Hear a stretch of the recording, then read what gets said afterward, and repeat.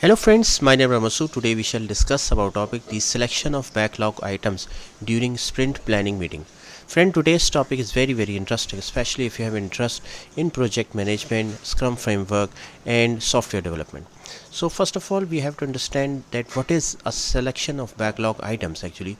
Friend, basically when we talk about a sprint planning meeting, which is a basic an event in the Scrum framework is a basically framework which is consist of the concept of the iterative and sprint based approach in which we divide the work into smaller chunks, and with each sprint or chunk we deliver the work to the customer. Now sprint planning is basically that sprint is a 3 to 4 week time period in which we plan, develop, test and deploy the things. And before starting any sprint, we conduct a sprint planning meeting. Sprint planning meeting is basically attended by the product owner, Scrum development team, in which we basically select the sprint backlog items which we will focus, which we will deliver. So sprint backlog items are basically the subset of the product backlog item. Now product backlog is basically complete set of features and requirements for the product, and the sprint backlog items are the subset of the product backlog which we will focus, which we will target to complete it. So the goal is to plan and commit to deliver a potentially shippable increment of the product by the end of the sprint. Product increment means the increment or basically the delivery which is completed at the end of the sprint. Now preparation. Before starting the sprint planning meeting, the product owner, who is the custodian, or you can say the owner of the product backlog item or feature set, so he basically prioritize the product backlog. Prioritize means that the priority set by the like for example from the business team, from the customer side, and this backlog or feature set is a dynamic and ordered list of features, enhancements, bug fixes and other work items that need to be addressed in the product.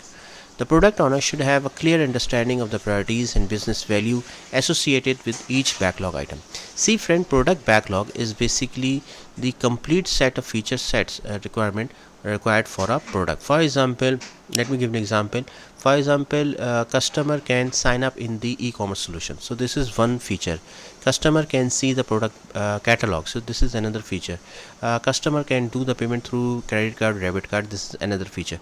So basically the product owner, he basically prioritize those requirements in a top priority order. Like the requirements which are on the highest priority, it should be on the top level, and the priorities, the items which are low priority, it should be on the bottom. And this priority is basically described by the business team, by the customer, and the product owner, he has a clear understanding about the priority of the product backlog item.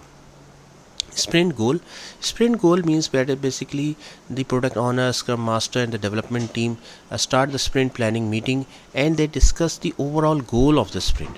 The sprint goal is basically the concise summary of what the team aims to achieve in the upcoming sprint. For example, the team, we want that at the end of the sprint the product catalog module of the e-commerce solution will be completed, for example. So this is the goal of the sprint, that actually what you want at the end of the sprint. Now according to the sprint goal, we select the backlog items as well. Then review of backlog items, that means the product owner present the top priority items from the product backlog to the team, and these are the items that are considered for inclusion in the upcoming sprint.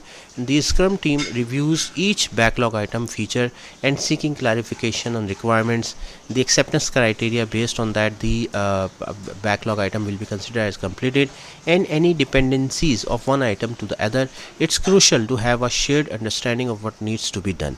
So basically once the teams sit together, they basically review each and every backlog item of the product backlog, the items which we are going to deliver. Then estimation.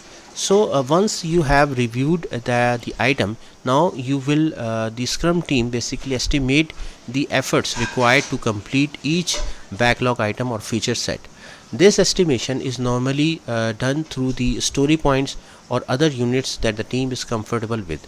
Here remember friend one thing, that we normally do not use the man days effort, we use the story point concept here. Story point means that we compare one story to the other, and based on the complexity we assign the unit to it. So estimation helps the team understand the capacity they have for the sprint and allows for a realistic commitment to what can be accomplished.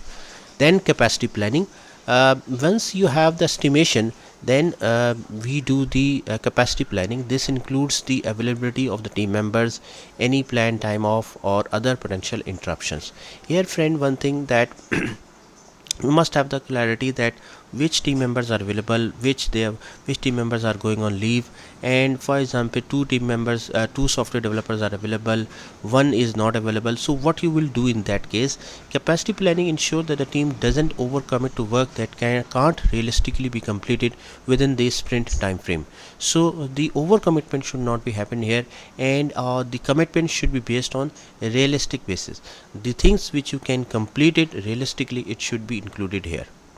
Then the negotiation and refinement means the scrum team, product owner engage in negotiation and discussion.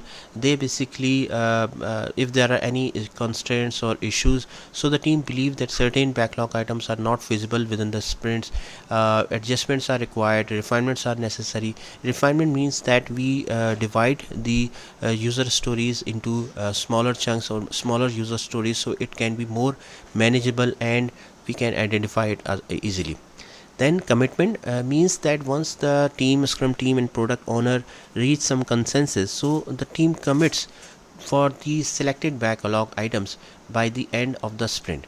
That means they commit, for example the team commits that okay, these are the 10 tasks which we will committed, that means they will complete it at the end of the sprint.